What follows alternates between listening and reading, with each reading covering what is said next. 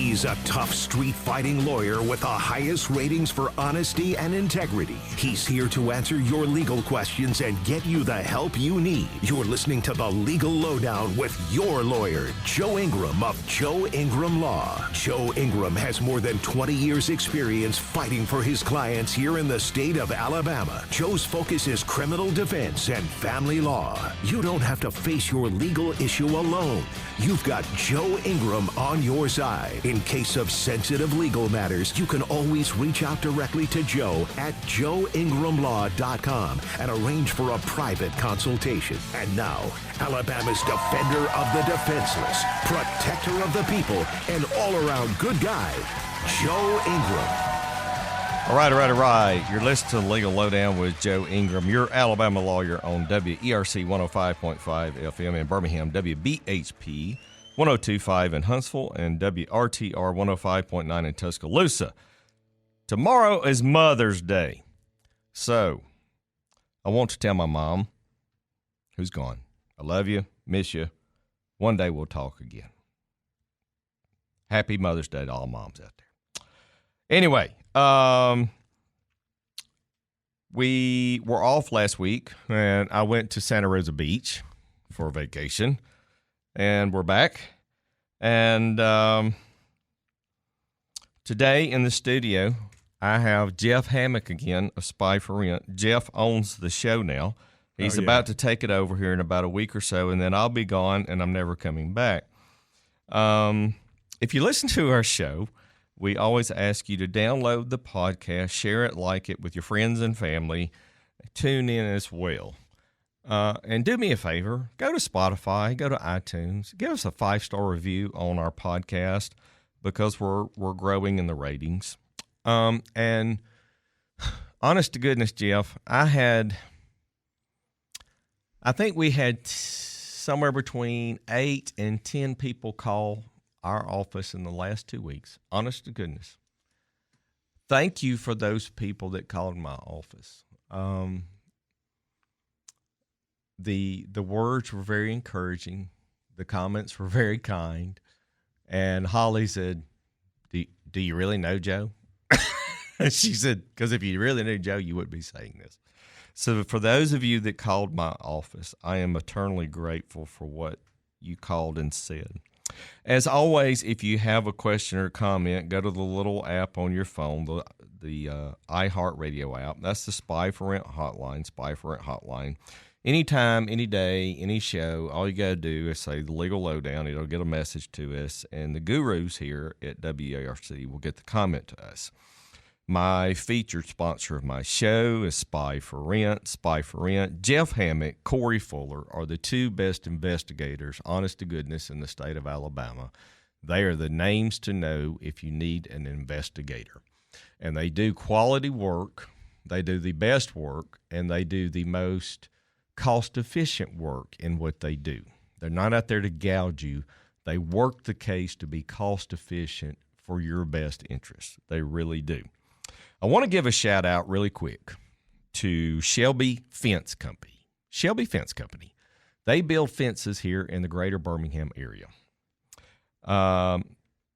They are thinking about being a sponsor of my show, and I want to give a shout-out to them. They do great work. Jeff, they're building a fence for me this week, by the way.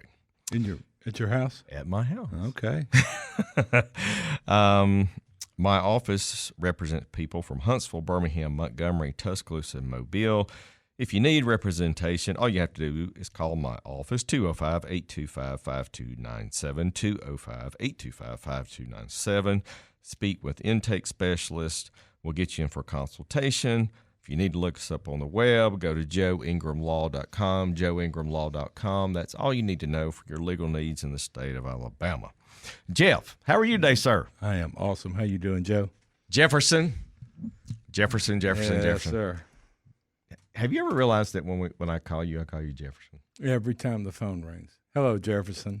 That's how it goes. Does anybody ever call you Jefferson? No, you're the only one. The only one. And I'm afraid to ask what's behind it. Have you ever asked why? You never asked me I just said why. Why? I'm afraid to ask. Oh. Look, what is the courtroom decorum? Never ask a question you don't already know the answer to. Yeah. Okay, well, you never alluded to what Jefferson is. I just did it because I think of Thomas Jefferson. I think of people, George Washington, founding fathers, and you're like a founding father to me. That's why I call you Jefferson. Okay. Anyway, so Jeff's in the studio today. Jeff, we were here 2 weeks ago, and we talked a lot about, if you go to jail, how do you get out? How do you make a bond? Things like that. Oh, right? Yeah. All right. And so I want to talk about that today because I left something out that's really important. And the other thing we're going to talk about today, because it's Mother's Day weekend, we're going to do a happy show. We're going to talk about ways to stay out of Joe's office, how to have a happy marriage, how to have a happy domestic partnership, how to stay away from Joe. So I want to talk about that today. So I'm supposed to be involved in how to have a happy marriage, and all I see is just the trail of fire going down the road from the divorces, right? Yep. This is what okay. Yeah. Right. There's a reason to the madness, and here's how this started. Last week I went to Santa Rosa Beach by myself. I had planned this trip for a month. All I wanted to do was drink single malt scotch every day, smoke at least 2 cigars a day, hang out by the boat, and be left alone with no phone. And when I left town, I had 3 what I call 9/11 dumpster fires that I had to monitor while I was at the beach. And I also checked in, I think, with you twice. You did. And so I started reading some material. And then the more I read, the more I couldn't stop reading it. And I thought, okay, we're going to use this for the show when I come back. And so that's what we're going to talk about today, is how to have a happy marriage and how to stay out of Joe's office. So the first thing I want to talk about is I want us to back up and talk about bonds and how you get out on bond. And most importantly, electronic monitoring. That's what I want to start with today. All right. Okay. So if you are in state court and let's say you have a drug crime case, this is more often than not cases like distribution of a drug or trafficking of drugs. I'm driving down the road, taking my load to the drop house, and I get picked up, right? That's right. Yeah. Okay. We talked about how to make a bond, but in certain type of cases, often not, the court will require you to wear what we call an ankle bracelet or electronic monitoring bracelet. What people don't know about this until they get in this situation. One, you have to have a home telephone line, which they call a landline, because that's how the signal runs to to the bracelet on your ankle. Right. And 2, that's how it's kind of like I guess you would call it like a GPS tracking. Is that it? Is. Okay. I wanted to be correct in that. They literally are monitoring where you go, when you leave the house, where you travel to. And sometimes the judge even imposes people that, okay, you're gonna get a bracelet on your ankle, but you've got to be home every night by, say, 8:00. Mm-hmm. So they're watching you, right? Okay. So the way the GPS break that down, basically, obviously, it would keep within that what we would call an alert status. It's a circle that would be placed around the residence, and when the device leaves that circle, it trips an alert. So the individual on the other side would know that they've left the home. Right.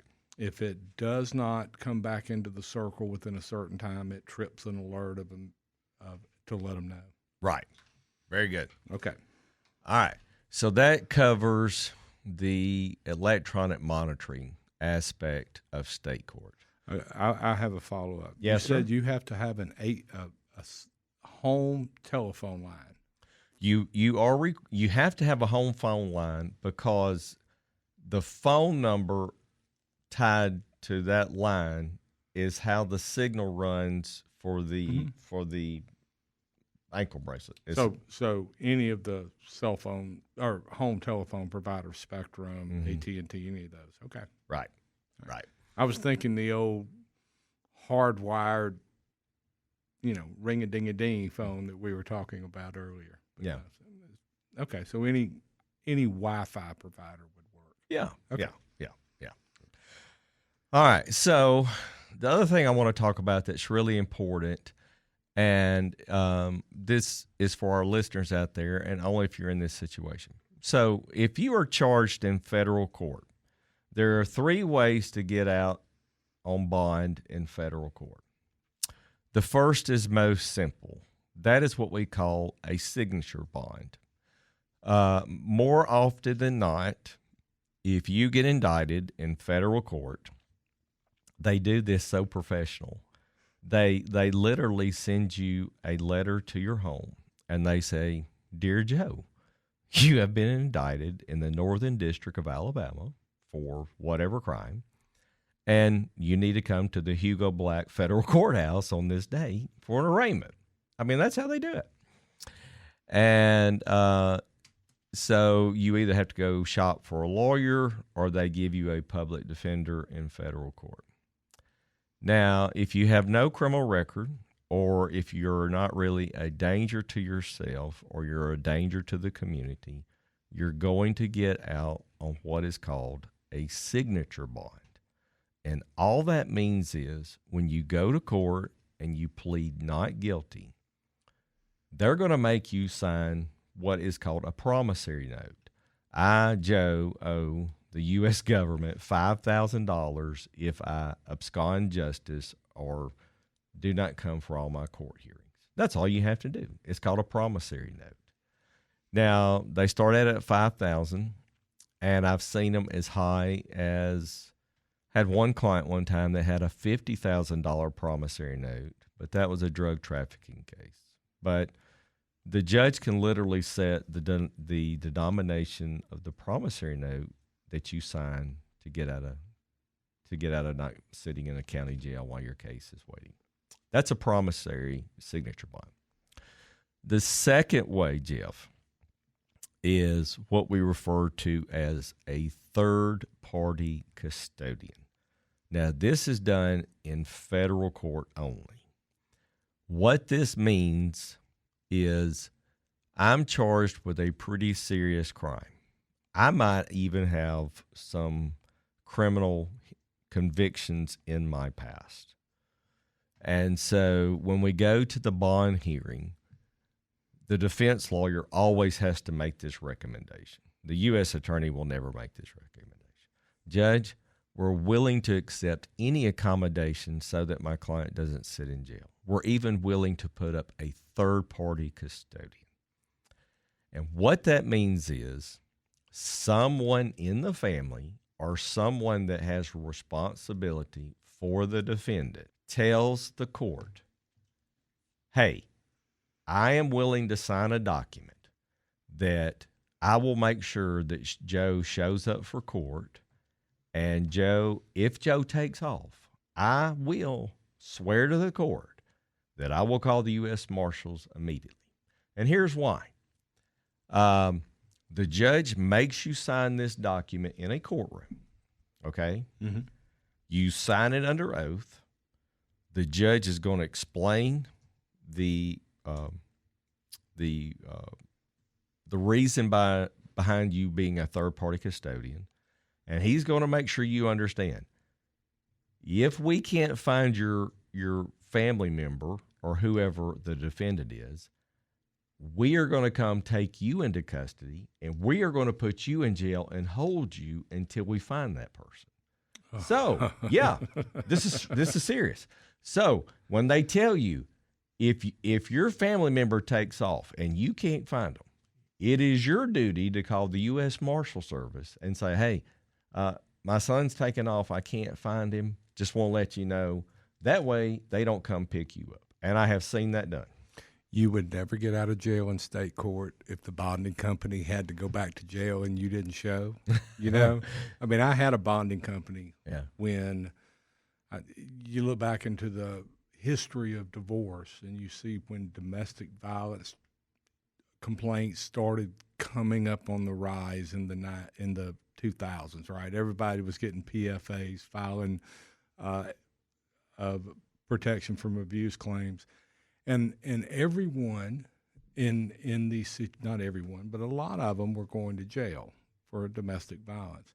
And I thought, well, I just opened me a bonding company. And I put the money out there, and about the first one or two that didn't show up for court, and I started thinking I'm going to have to pay off this bond, I got out of it. I didn't want to. That was just money. I can't imagine going to the federal penitentiary because I was a bond for someone. There's no way. You're just not going to get out of jail. Don't call me. Well, it's a serious matter to get out of jail, and the judges make sure that whoever the third-party custodian is really understands their responsibility. I did not know that. Yeah. 3 decades, I did not know that federal court will put the bonding person back into jail and hold you till the other one's captured. Yes. That's why I want to talk about this, because I really feel like this is important information. And then again, the third way in federal court is often this happens in drug cases. The court will require electronic bracelets for people that are charged with either a drug crime or a significant crime in which they let them not be in a county jail while the case is pending. They'll have to have an ankle bracelet. So this brings me to my little story about a client I had that was on an ankle bracelet. You're going to love this, Jefferson. You're going to love this. Over a decade ago, I had a client in federal court charged with a pretty serious crime. And let's just say that the person was not a United States resident. And the person was on an ankle bracelet. And I got a call one day. I can't remember if it was the U.S. Probation Office or the assistant U.S. attorney that was over the case. And the call went something like this. Hey, Joe, how are you? Good. How are you doing? Good. When's the last time you talked to your client? I don't know, a couple of days ago, but I don't babysit them. I just represent them. What's the problem? Well, we're monitoring their bracelet, and it hasn't moved in 5 days from the house. In other words, the bracelet literally had not moved from the bedroom bed. I said, okay. I said, well, I don't know anything. And the call ended like this. We need you to come to the federal courthouse, like now. So I hung up the phone, thought for a minute, and I thought, oh, gosh, this is not good. So I get to the federal courthouse, and we go to a federal magistrate's office because they handle cases that are when clients are out on bond. And the U.S. attorney immediately said, we believe Mr. Ingram helped his client absconded justice, and we want Mr. Ingram taken into custody right now. And I said, whoa. I said, that's a lot. I said, that's a mouthful. I said, and the judge knew me. I said, Your Honor, I represent folks. I said, I don't babysit them, and I surely don't help them become a fugitive or justice and take off. And the judge was like, I don't believe Joe had anything to do with this. He said, unless you got something to back that up, he said, you need to really retract that. Because it got really, really hot in there. I mean, it got really hot. Well, I'm just sitting here trying to picture how someone would insult you like that and it not get hot with rebuttal from you. I threw my chair. I mean, it got really hot in the chambers. It got really, really hot.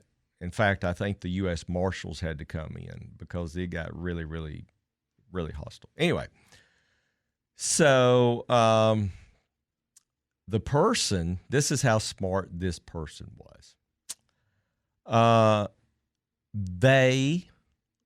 person broke the code on the ankle bracelet.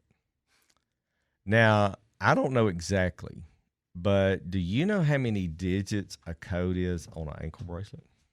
No. I think it's somewhere between like 20 and 30 digits. I mean, to unlock it electronically. Yes, or disable it. To disable it. I mean, it's like A, B, 1, 2, 3, 4, 5, 6, D, F, G. I mean, it's like winning the lottery ticket. Right.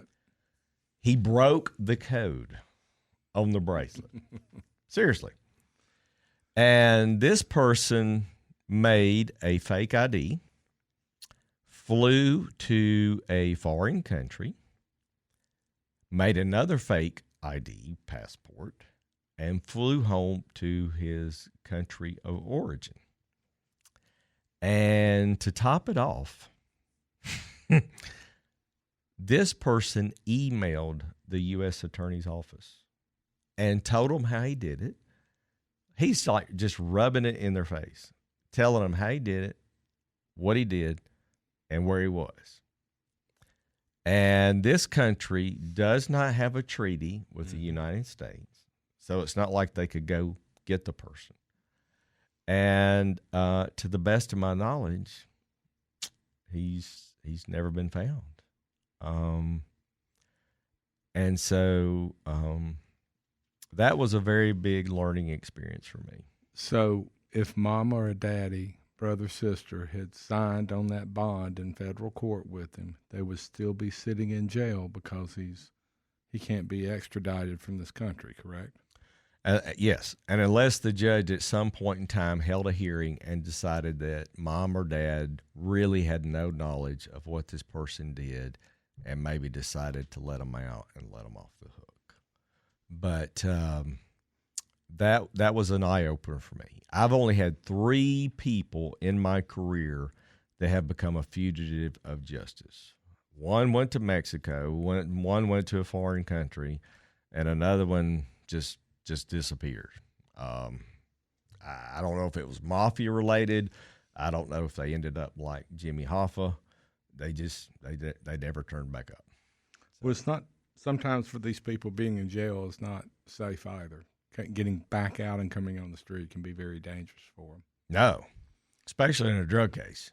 When the money's already been exchanged, the dope's been seized, some of the money's probably seized with the law enforcement raid, so they owe a debt. Yeah. $150, sometimes $300,000 in dope. It's unbelievable. And when we talk to them on the criminal defense side, I am always amazed at how you put yourself in that position where your life just doesn't mean anything sometimes. You get it taken away, you get it taken away. They shoot, they stab, whatever. No big deal. Well, it's real in drug cases, especially when my client gets out and they know they got a lawyer, and then they go try to get back into the only people they know are the people that they do business with, and they automatically think that they are a confidential informant rat.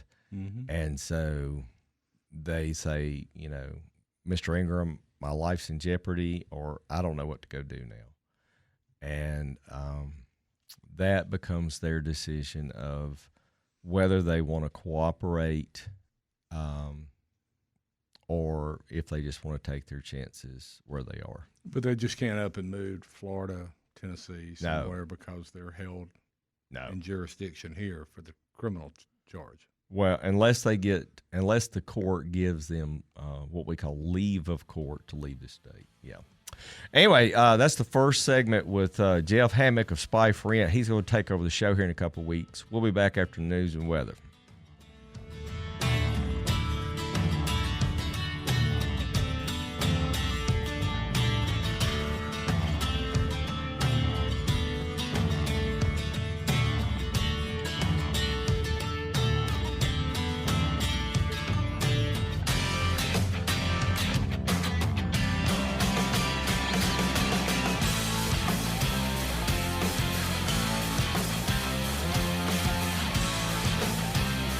You're listening to The Legal Lowdown with your lawyer, Joe Ingram. If you need confidential legal help off air, reach out to Joe at joeingramlaw.com. Stay tuned for more. Joe will be right back after this break for news and weather. You're listening listening to The Legal Lowdown with Joe Ingram. Joe is a 20-year veteran of the Alabama courts specializing in criminal defense and family law. If you need a private legal consultation, email Joe at joeingramlaw.com. And now, welcome back to The Legal Lowdown with Joe Ingram. All right, you're back with Joe Ingram for the second segment of The Legal Lowdown. It's Mother's Day weekend. And Jeff Hammock of Spy for Rent is in the studio with me today. Jeff, what are we going to talk about this segment, sir? Well, let's flip it. Okay. Couple comes in, meets with you, or individual comes in. Let's say there's some kind of domestic issue going on in the home. They may be afraid they're going to have to pay some alimony, child support, right? Their divorce is on the horizon. There's probably no need or reason they're going to reconcile, but you smell the sin of an affair, you smell the sin of misconduct, something there. How do you get them to identify that? Yeah. So, first things first, there are people that get hit with divorce papers and they're not prepared. And then there are those that you're talking about that plan their divorce, and it comes out so much better. Well, somebody has to start the process, right? Yeah. I mean, whether the other side knows or does not know, it's going to get initiated. Yeah. Okay. But let's say that in this scenario, husband comes to me, long-term marriage, breadwinner, maybe children are in high school, about to go off to college. Wife is either a stay-at-home parent or doesn't really have any significant assets. Find out that either they've been living in separate bedrooms for a good while, or that there's absolutely no intimacy in the marriage. She's going out late, maybe on a Friday or Saturday night to party with her friends. Or missing during the daytime while he's at work. Or has unexcused time while he's at work. Very good. You're an investigator. He hasn't really searched her phone, but he knows enough that maybe he knows her passcode, and he's already seen either signs of text messages or he has seen Facebook post where she's maybe what we call an affair of the heart, right? You know what Not physical, just emotional so far. They all start. Okay, so the affairs all start with that emotional desire to connect, right? It's like a dry sponge just looking for something to fill them, and it starts with the emotional. No one ever just walks out and hooks up in the parking lot without some form of connection. Yeah. Especially when both of them, the paramour, the person on the other side, is also married. Mm-hmm. You have to take that into account too. But go ahead. Okay. Emotional. And so my client is starting to plan the exit of this marriage. And so after I have a consultation, if I feel like that it's in his best interest to help him, either with custody or for alimony purposes, things like that, the first thing I'm going to do is say, hey, you need to get with an investigator. And so I refer them to you or Corey. Mm-hmm. And sometimes I may call and say, hey, this person's going to call you. This is kind of where we're headed. And then I just hand it off to you guys and let y'all run with it. Right. You give us kind of the scope. If it's a long term, we're probably seeing some things on the phone that concern him. Need you to sniff around, figure out what we're doing. Okay. So the client from there would generally just call us, and we do the phone consults that way for a reason. Obviously, we don't have time to sit down with everyone that has a question that we just really can't help them with. So the phones interview is our biggest way to get in, and that's how we generally bring you in as a client, because if after some discussion, how long have you been married? What are you sensing? What has happened abruptly? Are there times that can't be accounted for? An affair is a crime of opportunity. It doesn't occur.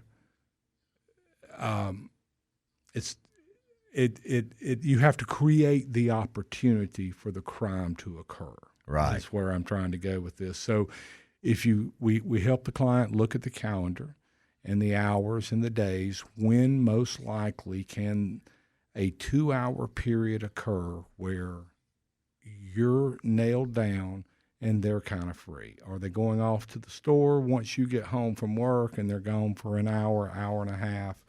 Once we get through the interview with the person, we can pretty much tell you when we need to be out there.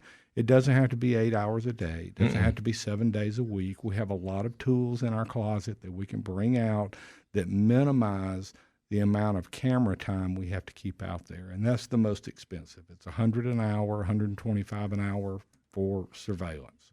So if we can block that down into 3 and 4 hour segments, and that's just on an affair. If we're doing alimony termination or proving cohabitation, those evolutions are a little bit different.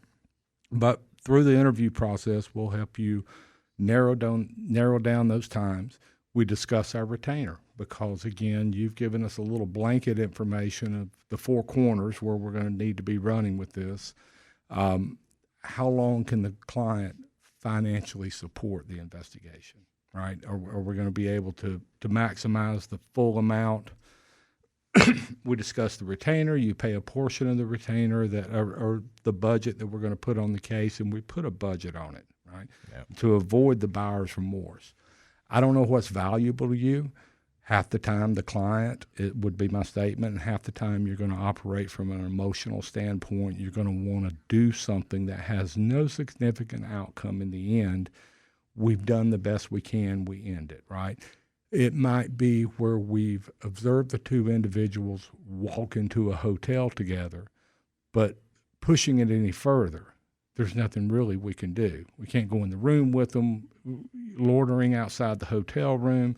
And there's also some issues about individual investigators going in and putting cameras up on the wall to capture them coming out. Because we know we'll probably catch you on what floor you're going up to, but not necessarily film you going into the room. It's not always necessary. The fact that you're there with someone else at a hotel is, well, it's a preponderance of the evidence. It's not guilty beyond a doubt, right? Yeah. So we work on what we can get away with as building the preponderance of the evidence rather than going for that death blow. And then we obviously get caught. And that's one of the things that we pride ourselves on is we don't leave a trail. We don't get caught. We do sometimes. But for the most part, we avoid those scenarios where we're going to, they're going to become aware of the investigation or the surveillance. So once we've narrowed that down, once we've been out on the clock, compiled our video, compiled our evidence, we turn it back over to you, and you look and say, need more? We're done. For an example, we have a long-term marriage that we just finished up. I've seen the person with the paramour one time, and it was a very passionate kiss that happened on tape, and that's all I've ever seen, one time. And they're going to ride with that. That's all they want. Because in the end of the day, it's outside the client's boundaries of the marriage for the other spouse to be up hugging, kissing on another person when they said they were at, quote, a doctor's appointment, shopping, hair appointment, something like that. So when you have deception, you usually have a really significant problem. The worst mistakes the client makes is confronting them. If they're having an affair, they didn't tell you about it to begin with. You stumbled on it. And like any child that's been caught, they're going to deny it right off the bat. Well, what you've done to us is woke this person up. They're going to, whatever it was that got them caught, they're going to be more careful next time. They're not going to stop. because they have an emotional attachment to this person. They can't. They're not going to put it down until they absolutely have to. Right? Yeah. So I have a question for you. Let's say that the spouse has come back. Jeff's here with the video, with the evidence, and you say, we have enough. I think you're protected. Let's go to trial. He says, I really don't want the divorce. Done all the work to protect myself, but I'm not sure I want to pull the trigger yet. We want to reconcile. And you say, well, you've got adultery. You can get out from under all of this right now. If you want to stay married, what advice do you give them after that? Because we've had that where we've caught them. There's no doubt that they're going to win in a trial, but they want to reconcile. Yeah. Does the evidence that I've gathered in the previous affair come back into play after forgiveness in the bedroom? Yeah, good question. I'm a believer that someone can step outside their marriage, and if the two parties are willing to do the hard work, whether it's marital counseling through their church, whatever, and put their marriage back together, then I'm all for that. Those are the great ones. Those are good. And here's something else that's really important. There is a tool now that you can use to help yourself if you're not ready to walk out on this marriage, but you know that your spouse has been unfaithful. We can prepare what is called a post-nup. Mm-hmm. We can file a post-nuptial. And I had a case like this recently. Great couple, didn't want to end the marriage. I believe one spouse did what they did because, I don't know, maybe they were lonely because the other person worked like 100 hours a week. And so I said, look, you don't want to end the marriage. You're doing counseling. It's going okay. Let's just put like an insurance policy in place. And that's what this is. So we prepare a post-nup. And, it's a contract, just like anything else, right? Yeah. Trump's prenup with Melania, I think, has been probably amended 4 or 5 times during his presidency. Really. Yeah. What we hear. But we prepare what is called an insurance policy, and we create a post-nup. And in this particular case, we would put some parameters in there. If you step outside the marriage again, if you do this, if you do that, then it would limit whatever you might be entitled to under Alabama state law, because we're in the state of Alabama, because now the government's not going to decide what you get. The two spouses that are in this domestic relationship, that document's going to control how this marriage ends, if it does end. Okay. Well, the Marine in me says this. You got him. And this is for the women, right? The ones who have stayed home because it's Mother's Day and it's a tough job, and we don't give enough to the moms because everything about that child revolves around that mother. Every moment of that child, the mother is engaged in, right? And they've done an exceptional job raising the children. And then they get cheated on and they get pissed off. Well, my advice is divorcing. If a year later you want to remarry him, that's up to you. But get all you're going to get right off the bat. Get your child support. Now, I see you looking at me, but hear me out. Just walk it through for a minute. You get a little vengeance. You get to control him and crush him for a little while, drag his ass butt through court. John ain't listening. I'm sorry. That'll go out on the air. Drag him through the court. And you get some of that alimony and child support. And at the end of the year, you don't care anything about it. Go back and remarry him with a prenup this time. Yeah, that's one. Same thing, right? It's the same thing. You just get to kick them a little bit harder. That's all with my plan. Yeah. But that's why I'm not a lawyer, because I would probably be one of those lawyers that made you mad because I would be mean. No, I just, there's more than one way to skin a cat, and there are multiple ways to resolve issues in the law. I had one example. You have another example. Doesn't mean one's more right than the other. It's just two different ways to look at it. Well, I like your approach a lot better than mine. Why? Everyone goes. I mean, it is. It's an insurance policy. You don't have to drag them through court. You don't have to do all of this. And the issue that we see as investigators is pacifying enough to get the pressure off of me, right? The spouse that's cheating, they've been caught. They don't want to own it wholeheartedly right now because they're still emotionally attached in some way to this other person. And not only that, they're kind of afraid to come back into the fold of the marriage because of the damage that they've done. Some people feel it's easier just to shut the door and walk and go on off with the next one, right? With the person they're having the affair with. It's not always an easy road to recovery that we've seen. And it's not always an honest road to recovery. They're going to see that other person again. I can guarantee it. Most will put them under that watchful eye for a year or so, but they are still having contact. They just learned their lesson from how you caught them. They won't get caught the same way again. They develop a new way to interact, right? Another cell phone, a different location, we're not going back to a hotel because the GPS put us there, and I can't explain that away, right? So they find ways to do different tactics to beat the investigator. So I have never been a fan of repeats, having to go back and catch the person a second time. It's a lot harder.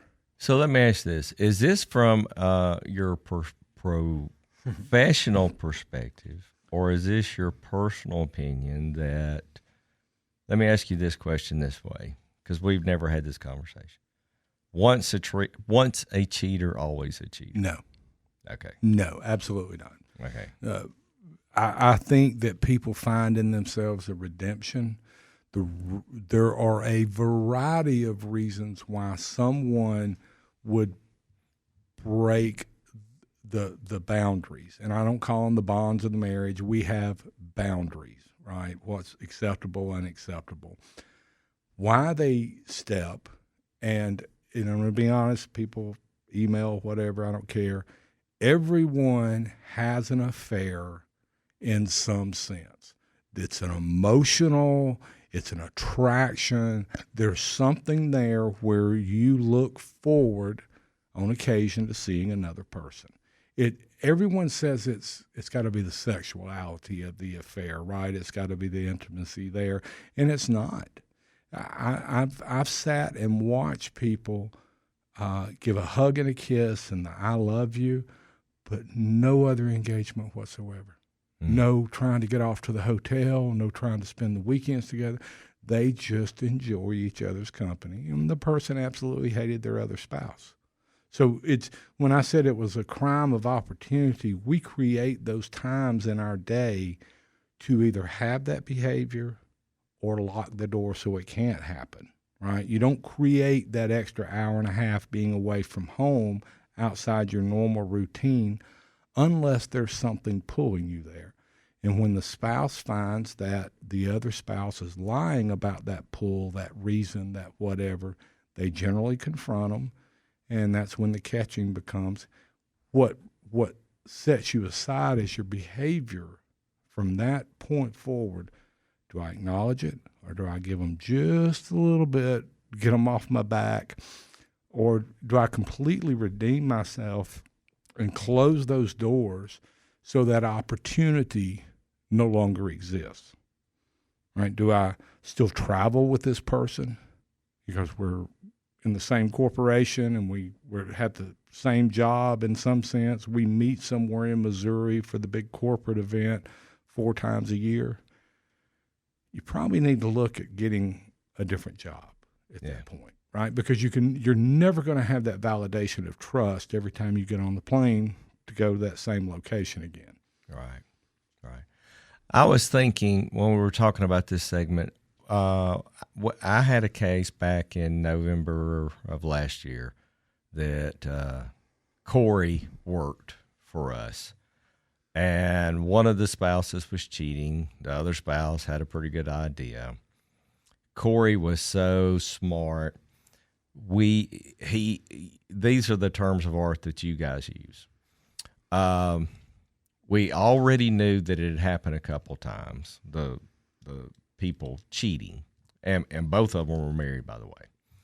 And so Corey talked to our client and said, hey, why don't you act like you're going out of town for a few days? You're creating an opportunity for a choice. Yeah. And then we sit back and see what kind of choices you make in your day, your weekend, your moment, right?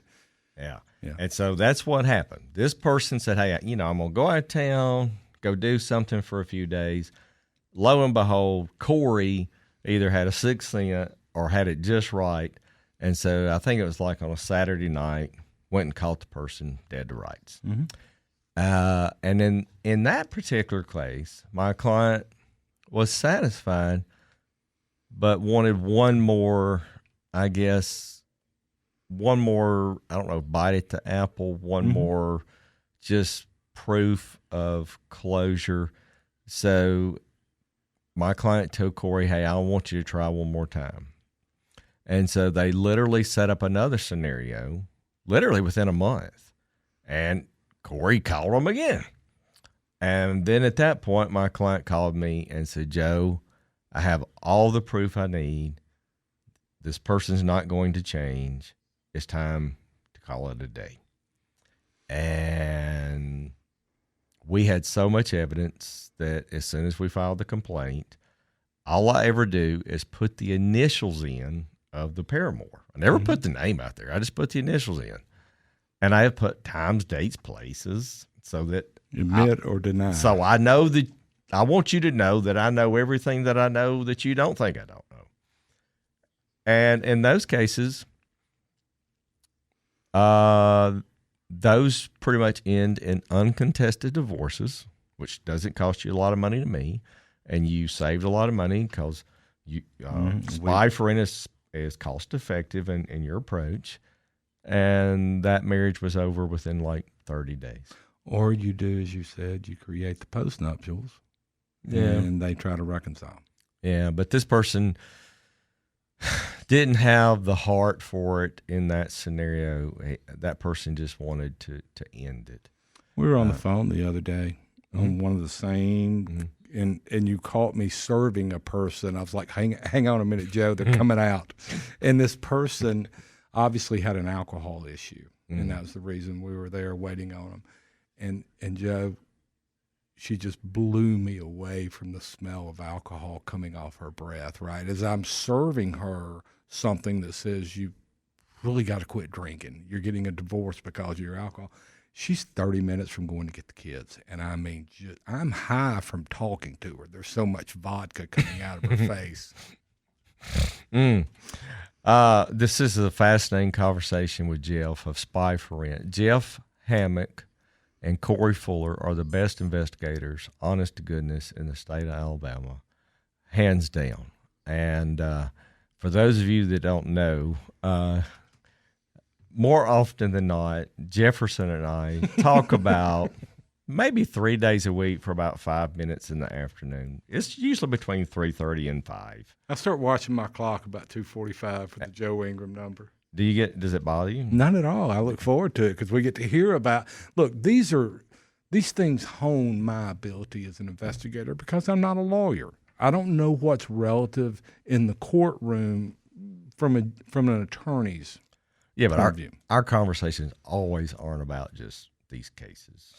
No, they're not all about other screw-ups. They're about futures and things like that. But I look forward to it because it's a good break in my day, and it's a grounding point in my day. I don't always get to run off being the angry Jeff that I am. You keep me grounded some. I want you to get a better cell phone.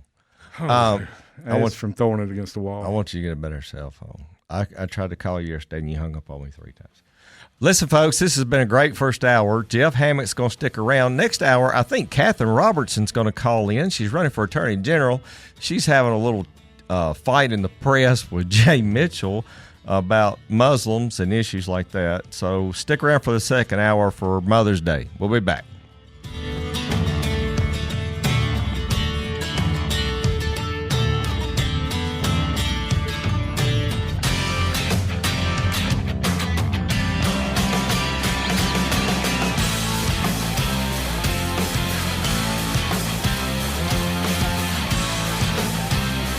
You're listening to The Legal Lowdown with your lawyer, Joe Ingram. If you need confidential legal help off air, reach out to Joe at joeingramlaw.com. Stay tuned for more. Joe will be right back after this break for news and weather. You're listening to The Legal Lowdown with Joe Ingram. Joe is a 20-year veteran of the Alabama courts specializing in criminal defense and family law. If you need a private legal consultation, email Joe at joeingramlaw.com. And now, welcome back to The Legal Lowdown with Joe Ingram. All right, this is Legal Lowdown with Joe Ingram, your Alabama lawyer on WERC 105.5. We're back for the second hour. And it's Mother's Day weekend, and we have Katherine Robertson that's just called in. She's running for Attorney General in the primary. Katherine, are you with us, ma'am? I'm with you, Joe. How you doing? I'm with you. How are you, Miss Robertson? I am well. Glad that it is Friday, and looking forward to being with my children this weekend for a little bit of a Mother's Day break. Oh, happy Mother's Day. Katherine, I was at the beach last week, and I was trying to keep up on the news, and then this thing comes out about the redistricting. Give us your take on that, being if you become the new Attorney General of the state of Alabama. What's the scoop in Montgomery down there? Well, hey, it also impacts me in my day job as Chief Counsel to the Attorney General. We've been waiting for this Louisiana decision to come out for a long time. We had a strong feeling that the court would rule in a way that would, ultimately be favorable to Alabama. The timing is a little tricky, given that our primary is, just a few days away. And so we have immediately rushed into court, essentially asking the United States Supreme Court to give Alabama a chance to have this new set of rules applied to us, because if that happens, then we're entitled to a very different map than the map that the federal court drew for us and imposed on us. And so the legislature's doing their part, we're doing our part, and we are just keeping our fingers crossed that we will get some relief.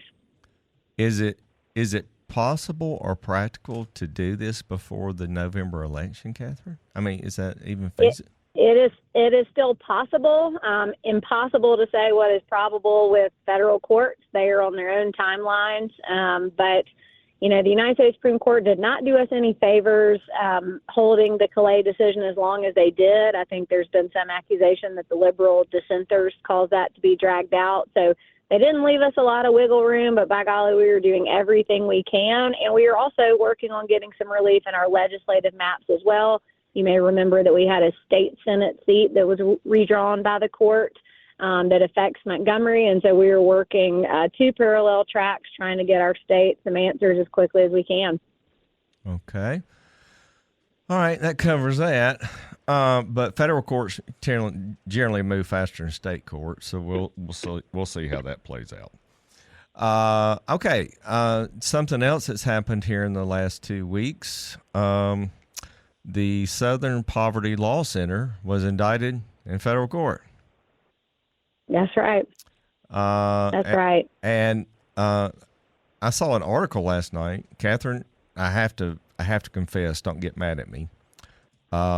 Lead counsel for the Southern Poverty Law Center is Abby Lowell. If I had known that, I would have driven to Montgomery yesterday just to meet him, Katherine. Because do you know what his billing rate is? What is it? You don't know? Katherine, his billing rate is $1,900 an hour. Wow. I wanted to ask him, can I come work for you? Really? Seriously. So let's talk a bit about that from the AG's perspective on this federal case. Yeah, I mean, look, the SPLC headquarters is, I can see them from my office window. They have been a nemesis of our office for quite some time, a nemesis to the legal interests of our state. We have long had our radars up on what they might or might not be doing with their fundraising and their hate list and all the things. And sometimes the federal government has more tools than we do to kind of look at the big picture nationally and how they're operating. So this has given us an interesting opportunity to see if we have tools at the state level that we may also apply. And I think you'll hear and see more about that. But yeah, needless to say, we are not surprised. We are thankful that the FBI and DOJ took this on, and we're hoping we have an opportunity to play a part in this as well. Okay.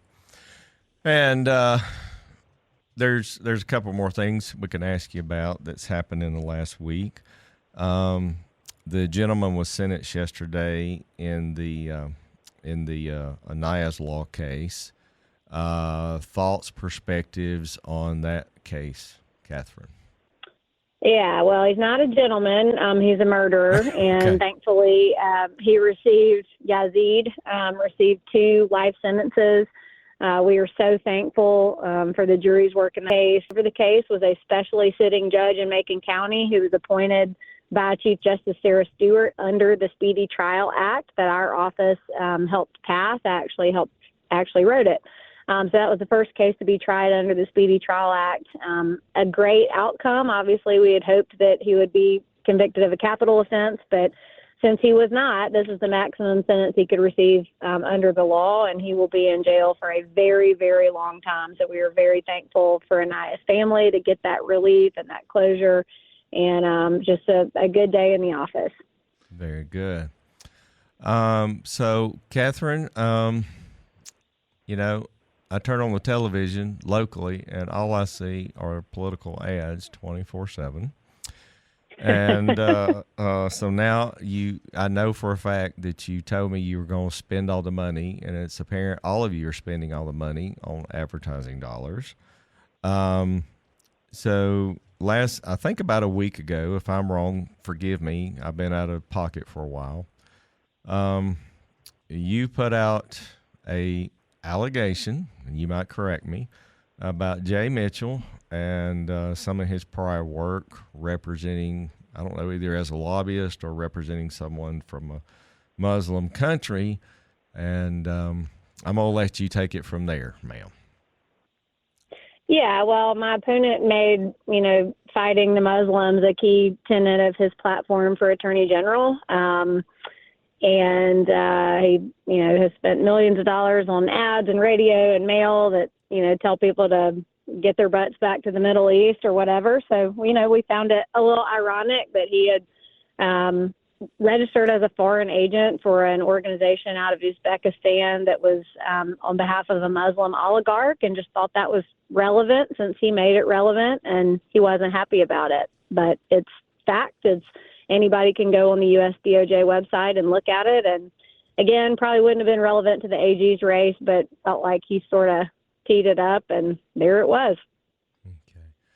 And it's my understanding he sent you a cease and desist letter, correct?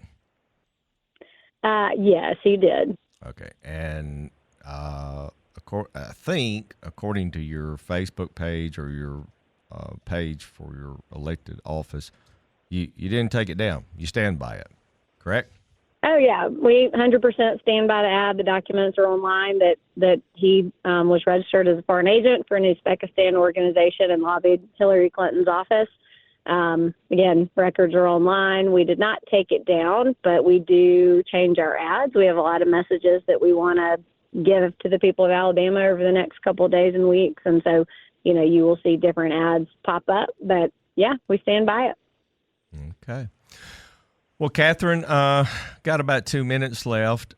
This will be probably the last time that I get to talk to you before May the 19th. What's your final thoughts or words for Mother's Day to the people of Talk Radio out there? For Mother's Day or on the AG's race? Both, For mothers who are going to vote in the AG's race. Both, Katherine, both.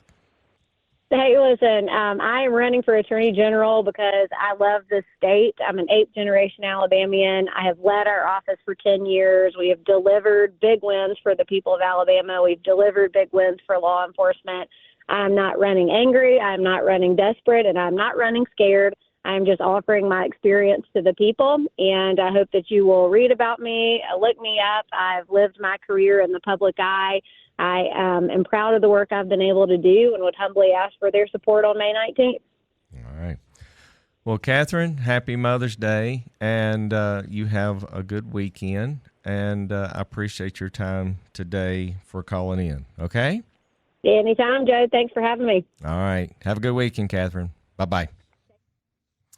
All right, folks, that was Katherine Robertson, Jeff. What do you think? It's going to be a big race.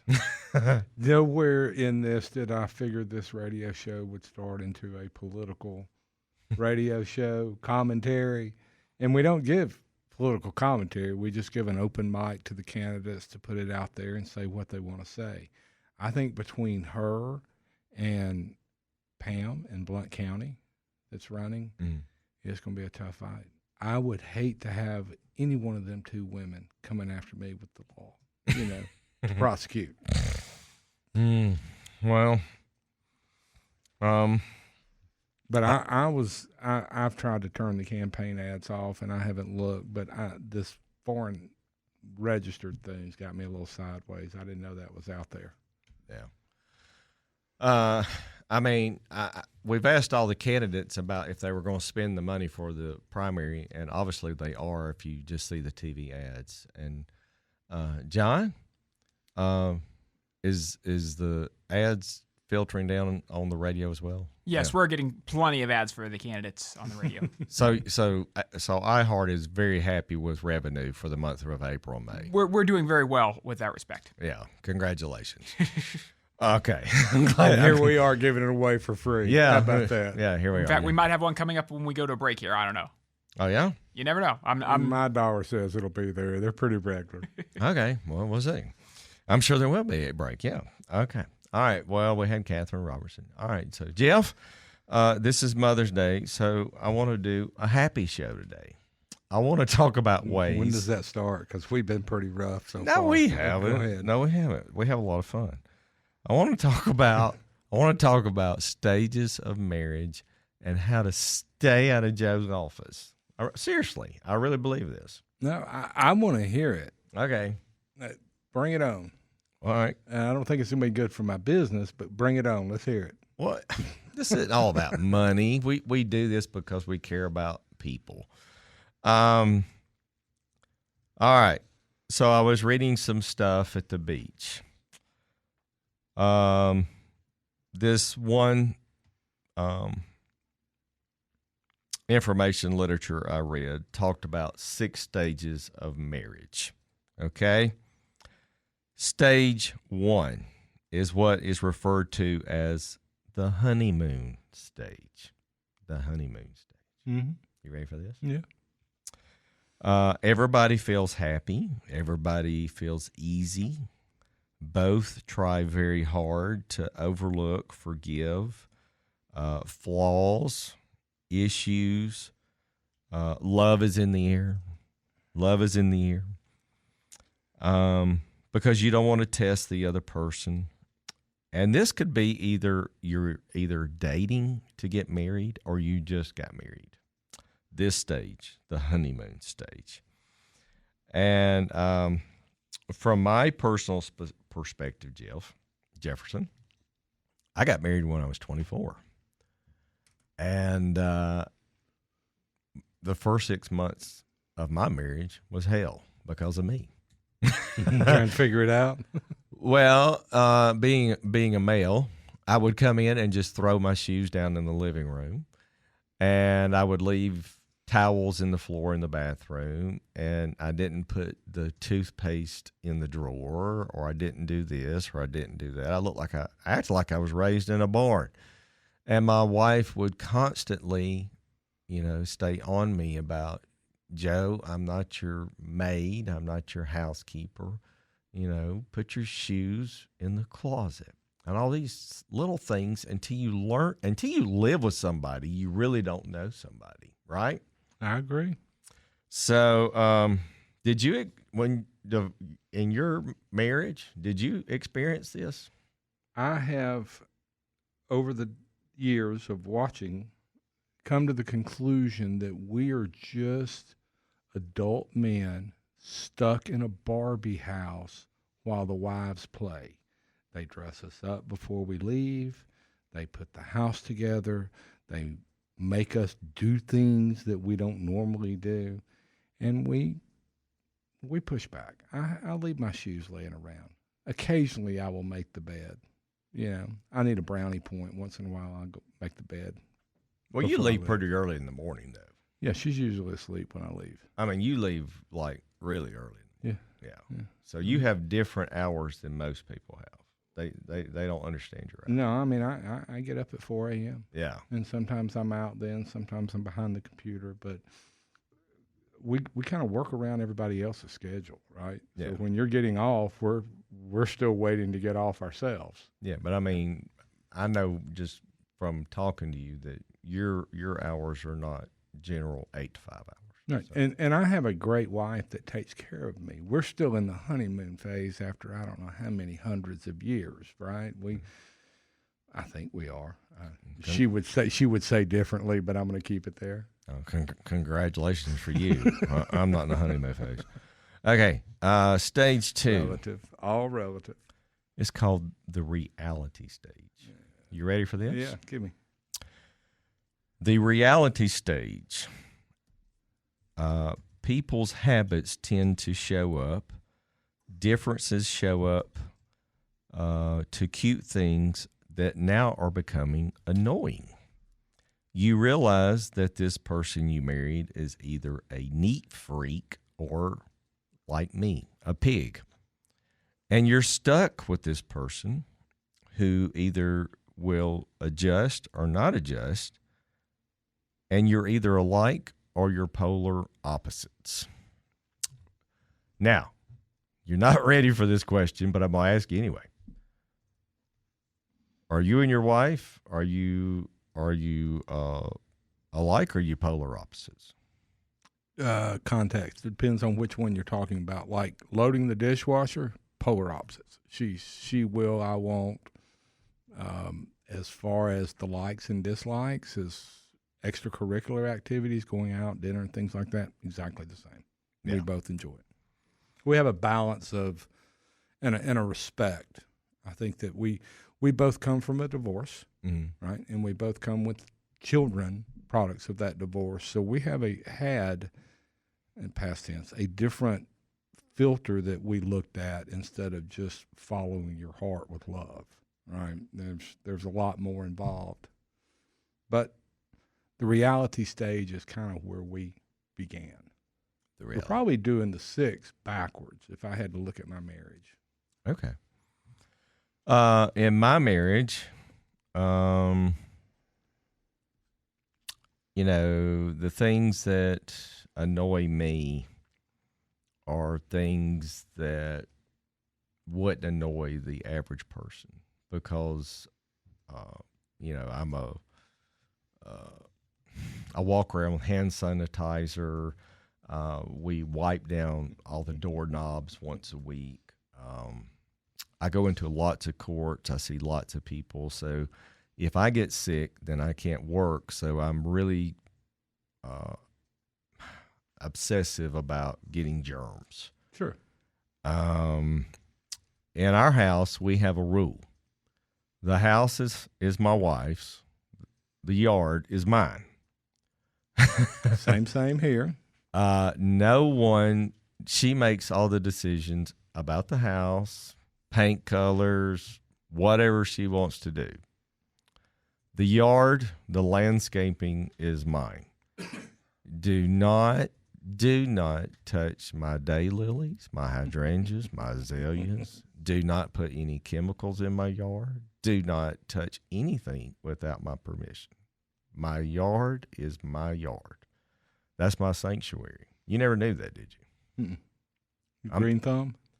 I used to be more. I don't have the time anymore, but I mean, people would be shocked. I mean, at one time, I thought my yard kind of looked like Augusta National. I mean, the grass, I cut it 3 different ways, like a golf course. Mm-hmm. I cut it straight, angle, and then I cut it diagonally like a baseball field. And my neighbors thought, he's an idiot if he's got that much time to cut his yard 3 different ways. I'm serious. I need you to come work in my backyard. We'll Well, get the fence company come put a new one in, and I tried to come work for you. You won't give me a job, but I can come cut your grass. okay, we start somewhere, Joe. You can cut my grass. Okay, so Where are we? We're out of reality. Where do we go next?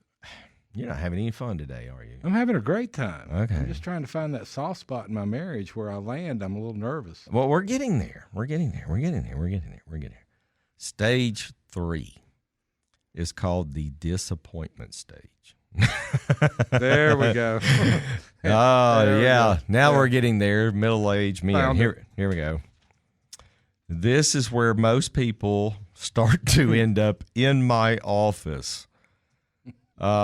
This is where most couples quit feeling unseen, unheard for females, unappreciated, again, more often than not, females, misunderstood, men, arguments get heavier, intimacy has either gone cold or is non-existent now, and couples assume that they fell out of love, but the couples who survive stage 3 make it and grow old together. So this is where you and I make a living, is in stage 3, the disappointment stage. Where do we need to go any further? Can we just let them hang with 3? Well, we're going to talk a lot about stage 3 because this is where you and I spend our lives. A significant portion of my day, anyway, and someone else's disappointment. Mm-hmm. Yeah. No. When I do consultations with clients, and I've told you about this, my consultation with a new client in a divorce case is 90 minutes. It's not 30, it's not 60, it's literally 90 minutes. And in that 90 minutes, I get everything from assets, liabilities, emotions, feelings, this, that.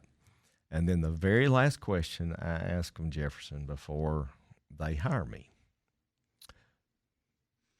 I say, if they're a male, and I'm just going to use you as an example, Jeff, what if I was not sitting in the room and your wife was sitting here and the two of you would be having your argument? Because I have found that couples that have arguments have their lines down that they go to when they get into fights.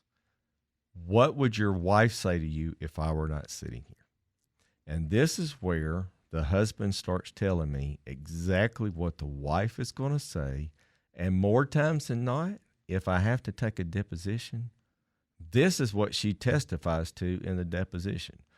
Well, my husband does this, and my husband doesn't do that, and my husband never did this, and my husband never did that, and my husband's mean to me, and my husband does this, and my husband's critical of everything I do, and he's critical about the fact that I gained 10 pounds after the children, and I never lost them, and all that. Honest to goodness, that is the whole case right there. It is. Because they live it every day. Yeah. Right? And Yeah. they hear it, and they have some very rehearsed lines, as you said, but those are coming from a defensive mechanism, I think, from the emotion that's getting stepped on by that disappointment phase, right? When your spouse is disappointed in you, it's pretty easy to pick up on, and it's not a comfortable position to be in every day. So let's dive a little deeper on this phase, the disappointment phase stage. Let's look at this from a man and a female perspective, and we're both men, but we have enough appreciation for what we do for women. I know that from both of us. If you're a husband, you may be a father. You're working really hard to provide for your family and your children. You're wearing lots of hats. If you're a woman, I know this from my female clients. Are we going to break? John, we're already going to break.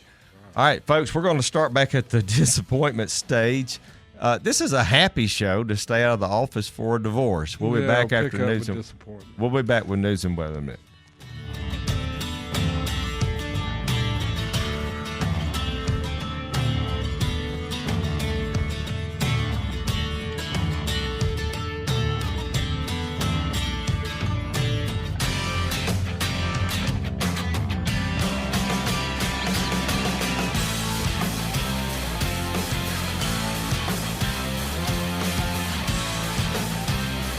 You're listening to The Legal Lowdown with your lawyer, Joe Ingram. If you need confidential legal help off air, reach out to Joe at joeingramlaw.com. Stay tuned for more. Joe will be right back after this break for news and weather. You're listening to The Legal Lowdown with Joe Ingram. Joe is a 20-year veteran of the Alabama courts specializing in criminal defense and family law. If you need a private legal consultation, email Joe at joeingramlaw.com. And now, welcome back to The Legal Lowdown with Joe Ingram. All right. This is The Legal Lowdown with Joe Ingram. This is the final segment of the show for Mother's Day weekend. We had Katherine Robertson call in at the top of the hour for the AG's race. And we're doing a happy show, how to stay out of Joe's office and have a happy marriage. And we've been talking about the 6 stages of marriage, and we are on stage 3, the disappointment stage, where Jeff Hammock, spy friend investigator, and I live every day and make a living. So not in our marriage. No, let's clarify that. Professionally. Yeah, right, I don't want to go home and get served. Okay. I know. But for the record, I might represent your wife. I don't know. Just, okay, I'm just kidding. That's all right, man. I just saw my trust fund go away. Just kidding. Okay, so before we went to break, we were talking about really specifics. You know, Dad's wearing lots of hats. He's a husband. He's a father. He's a breadwinner. He's trying to provide for his family, his children. He works lots of hours. And then on the other side of the coin, we have Mom. And she's a wife, she's a mother, she may have a full-time job. Even if she doesn't have what we call a full-time job, she really does have a full-time job. She takes care of the home, she takes care of the kids, she does everything. She pays the bills, she takes the kids to medical and dental appointments. I mean, she is like a CEO of the marriage. And so when you get in this phase, Jeff, and I've never had children, but you have, so I can't speak for that. At the end of the day and at the end of the week, when you come home, you're exhausted. Mm-hmm. And this is where real life meets the road. When people stop connecting with their spouses because of all the other commitments in their life. You have the after-school activities. You have all of these things that pull you apart from what started out with your routine with your girlfriend became your fiance. All the extracurriculars now step in, and you have to pull that time from somewhere. You can no longer sit on the couch and go spend the whole weekend together. You've got to now share it with your kids, and it pulls you away from being in front of the person. I think if you're in front of them a lot and you're in that one-to-one head space where you're talking a lot, you don't get into this you pass through the disappointment phase pretty quick, I think. My theory. Yeah. Because you just have to have the communication is always, I think, where I see. If there's not open and honest communication, you're going to hit the disappointment phase pretty quick. Yeah. And you know what I have found? Just because you're connecting I've learned this myself, and I don't know about you, and I'm not going to put you on the spot. Spouses just need to do a check-in. And what I mean by that is when you sit down and you have dinner on Friday or Saturday night with your spouse and you have a little bit more time, really ask them, how are you doing? How are you feeling? What's going on with you? Is there something you need from me? Is there something that's missing? And that's on a different level than saying what's going on with the kids or what's going on with the bills, or we got to pay for this renovation on the lake house, or we got to go buy a boat or whatever. That's what I call a real check-in with your spouse to say, hey, I care about you. How are you doing? And where are you? And how do you feel? And as a man, I think men struggle with that because that's not our nature to do that. Not at all. Yeah. Not at all. Yeah. So that brings me to this. Well, there's a reason men don't give birth. Okay, we're just not cut out for the emotional connection and keeping up and really trying to satisfy that emotional need that the other person has. We're busy. We're gone. Yeah. We're the tough guys. And I think you agree with me that women are tougher than men because they do give birth to children. Women are tougher. No, seriously, they are. No, I agree. Look, I totally believe in my wife's ability. I don't challenge that. Like, we really don't want to argue, not because we love each other, because I'm scared of her. I mean, she's a little short package and she's mean, and I respect her abilities. And my theory is that if you can carry 3 kids around on your hip and raise them, that's not somebody I want to wrestle around with, right? They're going to hurt me. I believe women are tougher than men. So that brings me to this next thought that I had while I was on the beach last week thinking about life.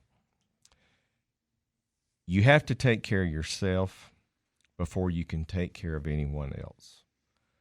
That means you need to drink lots of water. You need to exercise. Don't drink alcohol unless you're at Santa Rosa Beach, and then it's allowed. You need to get lots of sleep, except for me. I only sleep 4 hours a day. You need to take vitamins, take care of your health, because if you don't take care of yourself first, Jeff, then you can't take care of anyone else if you don't take care of yourself first. Yeah, I'll get to that tomorrow. I'm a little busy today, but I'll take care of me tomorrow. Yeah, but you have a routine. Oh, yeah. And I know this because we talk. I know that generally your hours are you go to bed at 9. Yep. Isn't that right? Yep. Because you get up at like 4. No. Okay. And those are, I just know that. I go to bed at 2. I get up by 6:30. I don't know why. I just do. But if you don't take care of yourself first, you can't take care of anybody else. And so that leads me to my next little example. Have you ever been skydiving? Well, I had military history. Yeah. You know, you do a lot of things, but I never really enjoy skydiving. Okay. No thrill. Well, I love skydiving. Will you go with me one weekend? No. Oh, No, yeah, that is a hard no. And if I could cuss for emphasis, I'd put that in there too. Okay. All right. Don't need to jump out of a plane. All right. So my example to taking care of yourself before you can take care of somebody else. I was thinking, when you go skydiving and you do what is called a tandem, where somebody's attached to you and you're just kind of along for the ride. Most people don't know this. The real skydiver has a knife on his person, so that if the skydive does not go well, guess what happens? You're going to cut me loose. The skydiver cuts you loose to save himself. Really? They don't. I have no problem with that. No. If I'm going to jump out of a plane, you're going to go, okay? You don't have to worry about that because I'm not getting on a plane to tandem jump either. Okay. All right, go ahead. All right. Well, I just I've skydived, a number of times, and the first time I did it, the professional told me, I said, what is that? And he said, it's a knife. I said, well, why do you do that before we get on the plane? He said, Joe, if this thing turns south and it goes bad, he said, I'm going to cut you loose and save myself. And I was like, okay, I feel a lot better now. So I was thinking about that analogy. All right. Go ahead. I didn't mean to run that one in the ground. I'm not going to sign up for skydiving. And if you got to cut the other spouse loose to save yourself, that's fine. Mm-hmm. Is that where we're going? Yeah. All right. We're still in the what phase are we in? We're in the disappointment phase, much like the last segment of the show. I know it's a disappointment, but we're getting close. We're getting close to the end. I need to get close to the end. Anyway, obviously, you fight a lot, and here's the biggest point that I want to be the takeaway from this. And Jeff, this is where marriages are saved or lost, and I mean this. This is it. This is the clincher right here. When you argue with your spouse, do you want to fight to win? Or do you want to fight to save your marriage? I do everything I can to avoid the fight.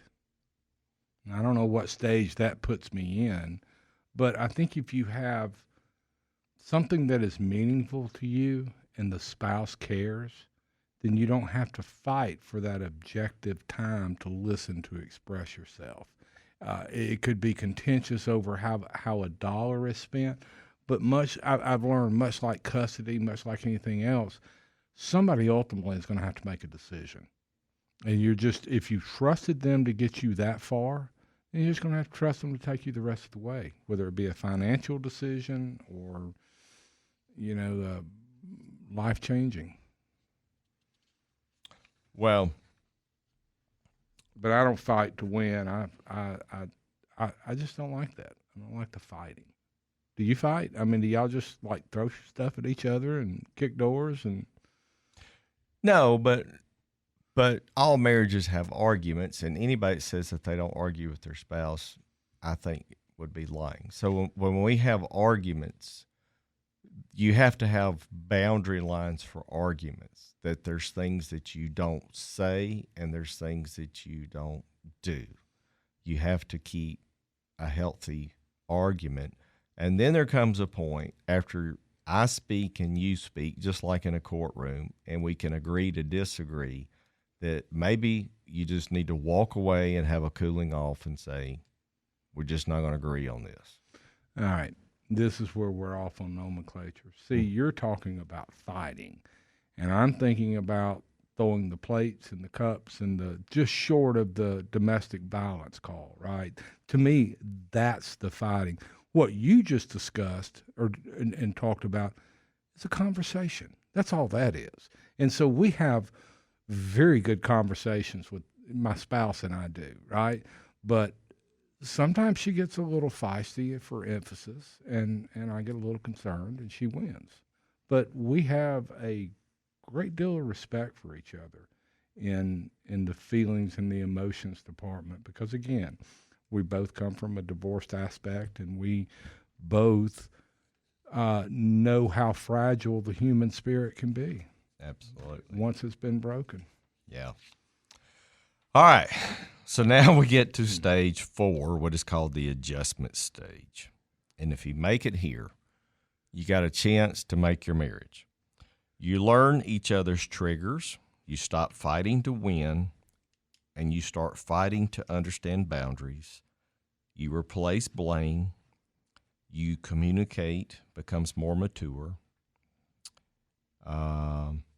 This can even take months or years before you can get to this point. And more often than not, most people that are in the adjustment stage are either already contemplating divorce, they're reading literature, they're listening to podcasts such as this about divorce, they're looking at Instagram videos out there about female podcasts, male podcasts, whatever. Do I need a male lawyer or a female lawyer? Which one works? But okay. Let me on that comment. Yeah. It's about who you get along with on your lawyer side, who you trust and feel confident with. And I hope this podcast at least demonstrates on your position how some of this stuff can be just reconciled. Yeah. Yeah. And so I want to digress for just a second because I said I wanted to keep this a happy show, and I really do. So I had a client that I did a divorce for right out of law school. This person came back to me, Jefferson, about 10 years ago on their second marriage.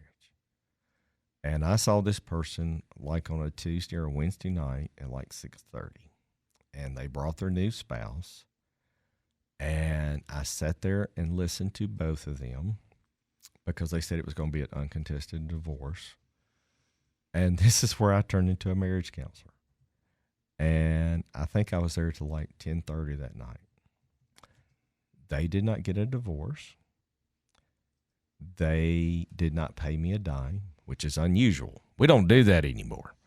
And I saved their marriage. They went to counseling. And to this day, this person is on my Facebook feed. I know they're still married. And about every 2 years, I get a little message. Thank you for what you did that night. We were ready to end it. And in a 3-hour conversation, you helped us save our marriage. I don't think people realize how financially destructive a divorce can be. You may be unhappy. You may be in one of those disappointment phases, the reality phase. You could be in any one of these. But you're going to double your household expenses right off the bat. Mm-hmm. Right off the bat, everything is double. 2 cars, 2 insurances, 2 houses. And so I have to ask, if you can get through some of these stages, how come you can't get through it another 5 years and take a look? Why does it got to be right now? Why don't we have to divorce right now in this phase, right? And I think once they hear it from someone that this is not where you want to go, it's salvageable, you can fix this, try X, Y, and Z, and keep in mind that you can't afford to be divorced. Mm-hmm. You can't afford the solo income on it, right? Yeah. It's cheaper for 2 to live together than to have 2 separate households. Mm-hmm. All right. Unless you're getting beat, unless there's a domestic issue. Yeah, there's reasons. Okay. All right, so stage 5, the championship stage. You've made it. You become a team. You respect each other. You have a deep passion and affection for each other. You make all decisions together. This is where you're a team about money, assets, debts, purchases. Nothing is hidden from each other. You may have children. The children come in and say, Dad told me I could do this. And mother looks at him and says, no, your father would not have told you that because we make those decisions together. The children don't play the parents against each other anymore. Mm-hmm. You're a team. You can't be divided. You've conquered the world together. But in a divorce custody issue, you get played every other weekend anyway, right? Yeah, but we're not doing that. Okay, I'm sorry. We're not doing that today. We're upbeat. My bad. We're not going to do that today. We're not doing that today. This is where you've matured, and more often than not, this is people that are in their 40s or 50s, and they've seen life from a different point of view. You are 6 years older than me. That's all I'm going to say.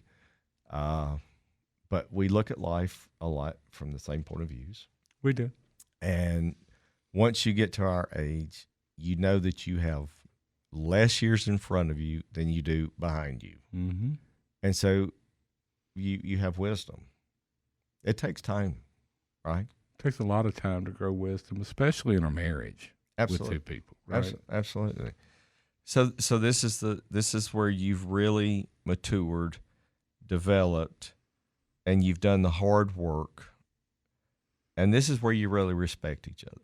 Okay, I'm gonna call it and say we're in the champion phase. Then somewhere I've morphed into it from disappointment. I'm happier with champion, so that's where I'm gonna land. You're doing this so that when you get in trouble, you don't get in trouble. Well, I'm just gonna, when my wife calls you for that divorce, I'm just gonna say champion phase. I brother. couldn't represent her anyway. It'd be a conflict of interest, it's not going to happen. This is the phase, Jeff, for me, where my wife allows me my vacations alone with 2 bottles of scotch and 24 cigars and says, go away and come back a different Joe. That takes a lot of respect on her part to allow me to do that for last week. And so now we've reached, Jeff, stage 6. All right. The deep love stage. And this is not about physical attraction. This is what I call calm, loyal, rooted. You respect each other. You have an affection for each other. You put each other, you consider their feelings more than your own. In other words, if I would rather go do something Saturday night and I know my wife would rather me go to the ballet, then I'm going to go to the ballet because I know that makes her happy. Exactly. You make concessions. You do everything you can because you want this person that you honor, respect, cherish to be happy. And Jeff's over there thinking he's bored. No, I'm just trying to figure out how to get out of the champion. Okay. There's something I want to take away from this. People that get here, you have either overcome a tough marriage, counseling, an affair, alcoholism, drug abuse. Maybe you had a spouse that had a gambling addiction. Maybe you had a spouse that was sick at one time. Maybe they had cancer. Maybe you lost a child. Maybe you had to take care of a parent that died, that lived in your home. You have spiritually and mentally, as a person, grown to a wise person.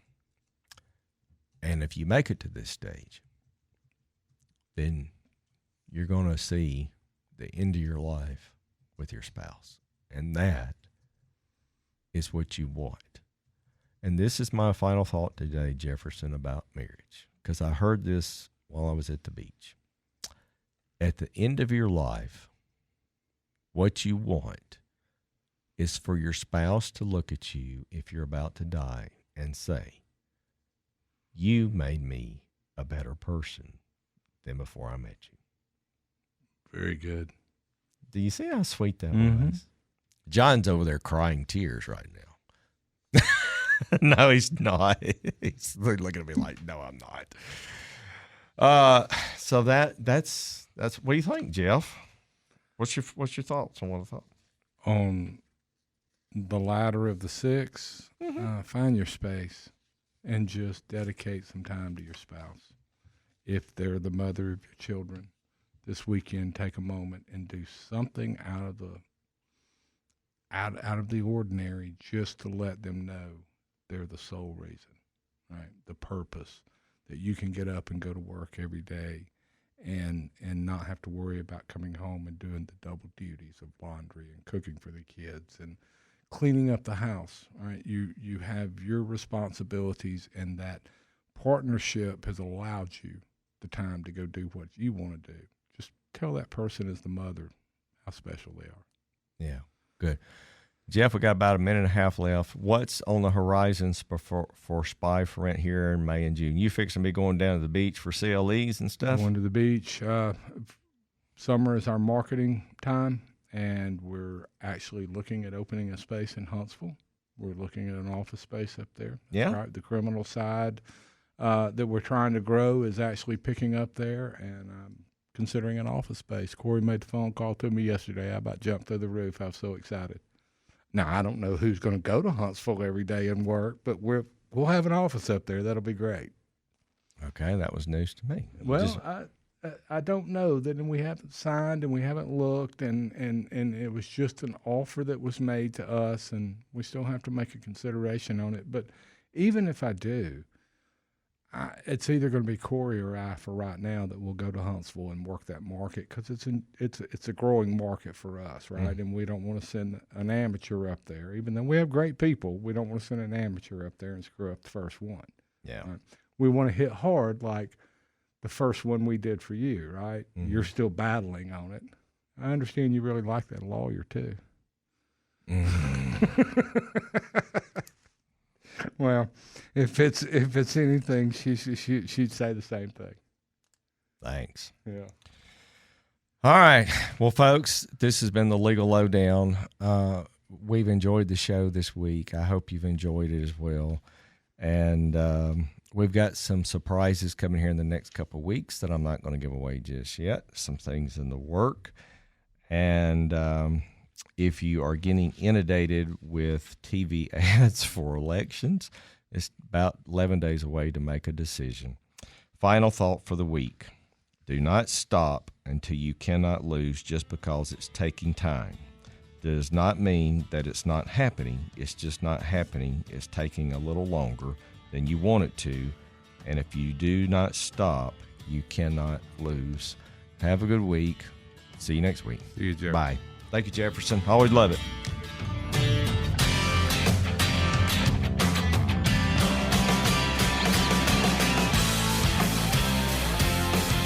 Thanks for tuning in to the Legal Lowdown with your lawyer, Joe Ingram of Joe Ingram Law. Don't forget to follow Joe's Legal Lowdown podcast on iHeart. If you need a private legal consultation, reach out to Joe on his website, joeingramlaw.com. Tune in again next Saturday for the Legal Lowdown with Joe Ingram. No representation is made that the quality of legal services to be performed is greater than the quality of legal services performed by any other lawyer.